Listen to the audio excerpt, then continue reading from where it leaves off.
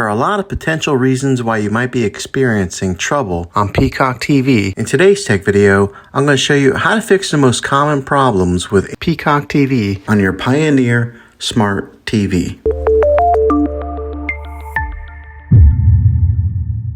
Let's see if we can fix your problems and get your Peacock TV back up and running as quickly as possible. The first one, it's the easiest one to try, and that's to unplug your TV from the wall outlet and wait 60 seconds. Now don't be impatient here, wait the whole 60 seconds, then plug it back in. This is very different from turning your TV on and off with your remote control. This is what we call a hard reset of your TV, so make sure you do this method. If that doesn't work, then find your router that is giving you Wi-Fi and unplug the power to that for 60 seconds. Then plug it back in. If it fixes it, great. If not, let's go ahead and move on to the next method. Try deleting the Peacock TV app on your TV. Go to wherever the apps are located on your system and remove the app altogether. Then reinstall the Peacock TV app again. After you reinstall it, you might have to log back in with all your credentials, but hopefully this works. And if that doesn't work, then I recommend buying an affordable Roku stick, Fire Stick, or Apple TV 4K